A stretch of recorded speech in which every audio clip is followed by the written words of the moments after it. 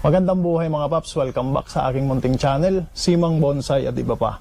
Ngayon mga paps, nandito na ulit ako sa inyong screen sa harap ninyo mga paps dito sa YouTube channel upang magpakita kung paano gumawa ng bonsai.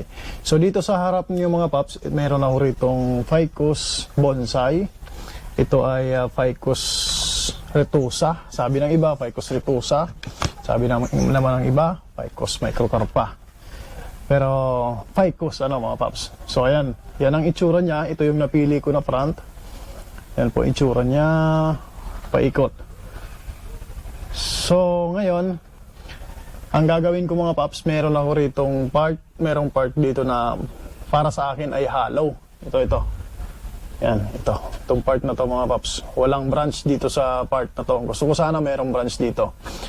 So ang gagawin ko mga paps, meron ako ritong cutting, galing sa cutting na rooted na yan mga paps, parehong klase ng puno. Ang gagawin ko, magpupuse ako dyan, pupuse ko rito para magkaroon dito ng roots, branch. Yan. So ito ay isang technique para mabilis lumaki yung trunk at the same time magkaroon ng branch doon sa part na gusto mong lagyan ng branch. So tara mga paps, umpisahan na po natin. So ayan mga paps, ito yung aking material. So ngayon mga paps, ang gagawin ko muna, tatanggalin ko muna tong wire kasi dadaan dyan yung branch para magkaroon ng buwelo, hindi siya matabunan ng branch. Para pag sakaling mag-rewire na ay hindi po siya nakasagabal, hindi nakabaon. So ang gagawin ko, ito yung ilalagay ko dyan. Kung makikita nyo, pag nilagay ko yan dyan, tapos nag-fuse yan, so magkakaroon siya ng instant na paglaki ng trunk. So tatanggalin ko muna itong mga paps. Tatanggalin ko muna yung mga branches na yan dyan sa gilid para buwelo siya. Tanggalin muna natin yan.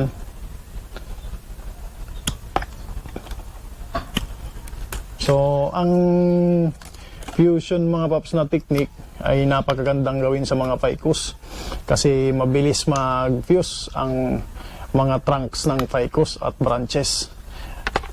Isa pang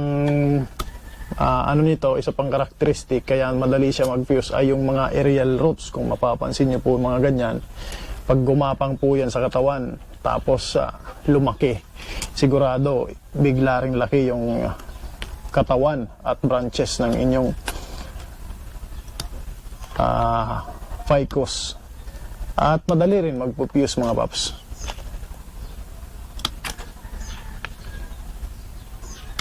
So yan, tinanggal ko muna mga paps lahat ng branches dito sa kanyang katawan para mabilis ko siyang mailagay dyan. Ngayon, susundan ko. Ano po yung galaw nitong katawan na to? Yan po yung susundan nitong branch na ilalagay din natin. So ayan mga paps, ilalagay ko muna siya dito. Dito ko na siya sa likod iladaan. Dito sa part na to. Dito sa part na to mga paps. Yan.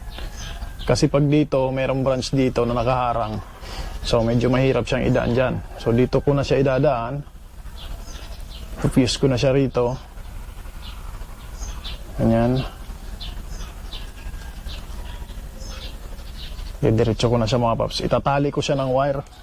Ang pang-fix ko dyan para matali siya ay wire. Siguradong di matatanggal mga paps at di mabubulok pag wire yung ginamit. Pwede rin namang zip tie. Yung iba mga paps ay zip tie yung ginagamit. So pwede rin naman yun. Minsan yun din ang ginagamit ko mga paps, zip tie.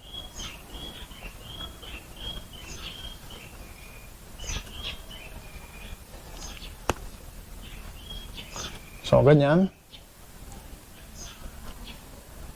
Tapos dito ulit sa taas.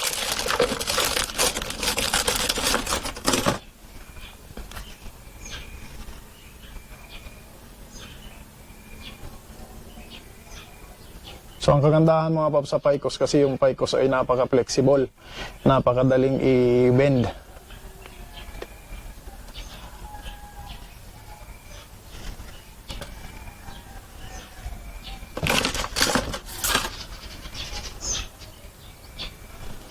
So pag ganitong tinali natin mga paps, babantayan lang natin kasi pagka sobrang tisa na, baka bumao na yung wire, yung pagkakatali niya. So masusugat o baka maputol pa diretso yung branch ng ating bonsai.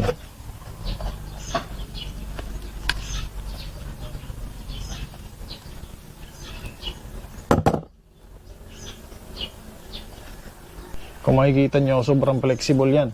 Kahit idaan pa natin dyan sa ilalim, kayang dumaan yan dyan sa ilalim.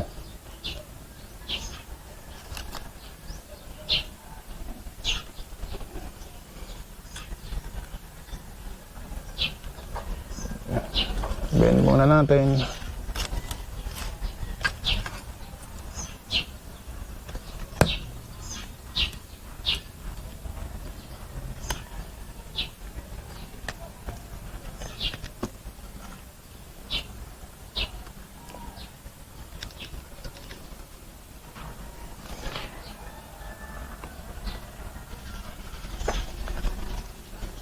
Maraming liko-liko, maraming curve itong material na to, kaya dahan-dahan lang tayo sa pag lalagay kasi baka matuluyang maputol, ano mga paps. So kahit flexible yan, so may tendency pa rin na maputol yan.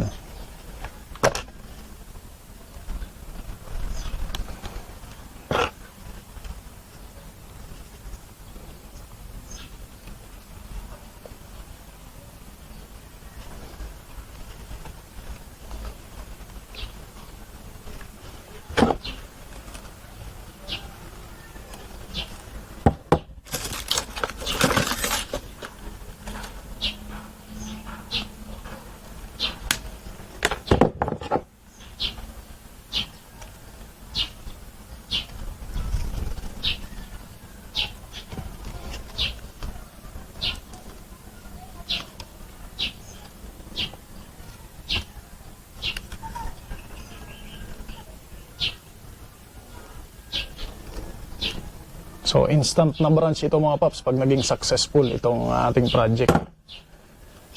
Instant branch, tapos instant thickness ng trunk.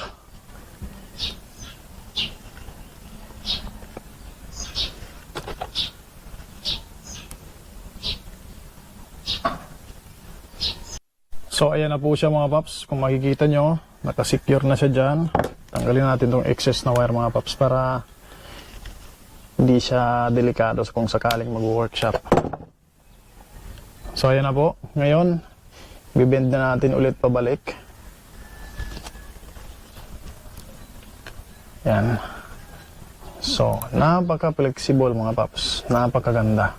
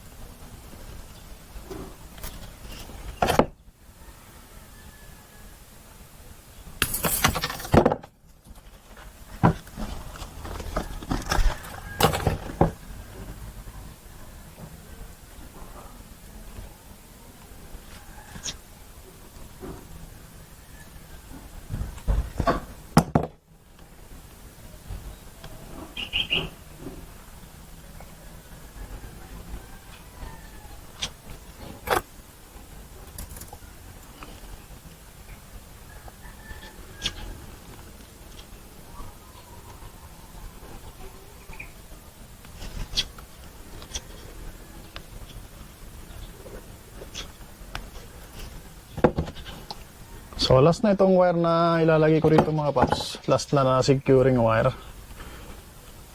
So mamaya ibibend natin yung wire na yan. Yung branch na yan.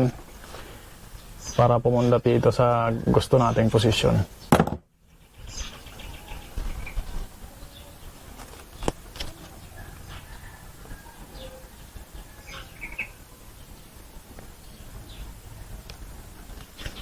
So ayan na po mga paps. Kung makikita nyo, secured na yung material dito. Yan, ngayon didikit natin ng todo itong isa na to para mas mabilis yung pag ano niya, pag fuse. Didikit natin ang todo. Yan. So ayan na siya mga paps. Makikita nyo, galing po dito. Yan. Papunta dyan. Tapos dito. Ngayon ito, gusto ko dito yung branch sa part na to. Makikita nyo, hollow po ito. Ngayon, i-wire ko na yan siya para pumunta ng ganyan. At lumiko lang ganyan. So gagamitan natin ng medyo malaking wire.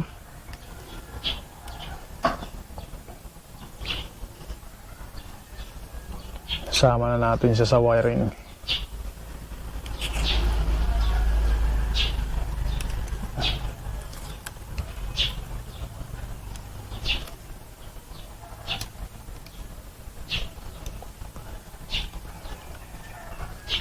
So ganyan lang mga paps para mas mabilis na makabuo ng bonsai. Yan po yung mga technique. Fusion technique. So marami pong pwedeng i-fuse, pwedeng branch lang, pwedeng trunk. Kaya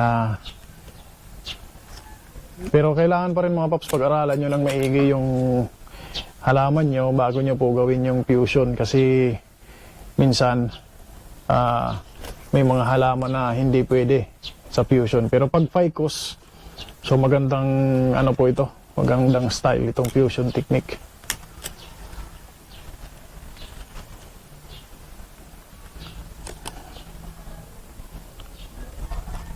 Yan mga paps, yung mga nodes, lagi ko pong ginagawa na yung nodes ay iniiwasan pagka magwa-wire kasi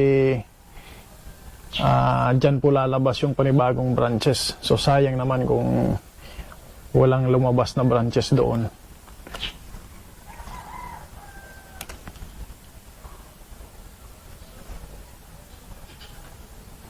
Yan, medyo isagad na natin sa dulo kasi sayang ng wire. Puputulin natin. So ayan na mga paps, bend ko na muna to. Dahan-dahan lang papunta sa aking desired na position. Yan. So sa ngayon mga paps, ganyan lang muna yan. So hihintayin ko na yung mag-fuse. At may mga pag may mga tumubo na branches dyan sa malapit para bago siya susunod na workshop. Ayan na po itsura niya. So mga paps, tapos na ako rito mag-secure ng branch doon sa trunk. Anong dalawang trunk. Ngayon, kung makikita nyo yung roots po nandyan lang sa ibabaw. Ngayon papatungan ko po yan. Lalagyan ko ng soil para ano yan, mabuhay siya. No? So ang gagawin ko mga paps, maglalagay ako ng extension dito. Ganyan. Para malagyan siya ng malagyan ng lupa at mabuhay siya ng tuluyan. So bubutasan ko muna to para maitali. So mas madaling mag-fuse yan mga paps kung pareha silang buhay, ano.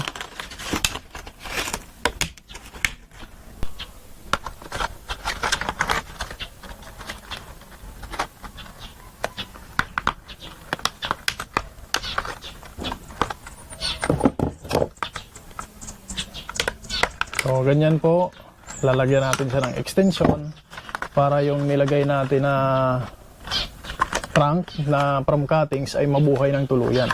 So ayan po extension mga paps, lalagyan ko rin niya ng lupa. Lagyan natin ng lupa.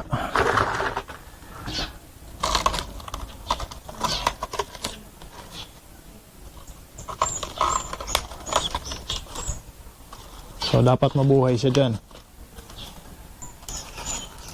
So ayan mga paps, at malapit ko nang mapunuan. Bali, ang ficus mga paps ay napakadaling mabuhay, ano. Kahit cuttings, kahit wala pang roots, nabubuhay po yan. So lalo na po itong rooted na. Tapos madali rin yan gumawa ng aerial roots, lalo pa dumikit lang yan sa lupa. So sa ganyang paraan, mas mabilis po siya magpupuse pag marami ng roots dyan. Kaya binao natin ng malalim doon sa extension pot.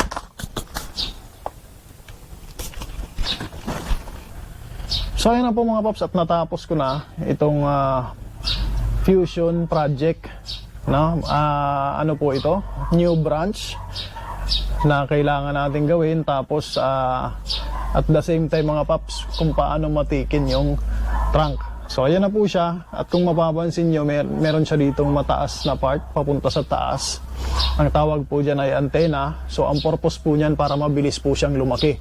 So mas mataas po siya kaysa doon sa mga existing na branches. Yung mga dating branches dyan, ginawa ko talagang mas mataas para mas mabilis po siyang pick up ng ng light. Mas mauna siyang pick up, walang nakakasagabagal sa kanya. So mas madali siyang makakuha ng sunlight, and dahil po doon, mas madali po siyang lumaki. So yun lamang mga paps, hanggang dito lang muna itong video. Maraming salamat sa panonood, at kung nagustuhan po ninyo itong video at mga susunod na video na ganito, huwag niyo pong kalimutang mag-subscribe, click niyo po yung notification bell, at share niyo na rin mga paps para mas marami pang maabot yung ating video. Yun lamang po, once again, magandang buhay at happy bonsai!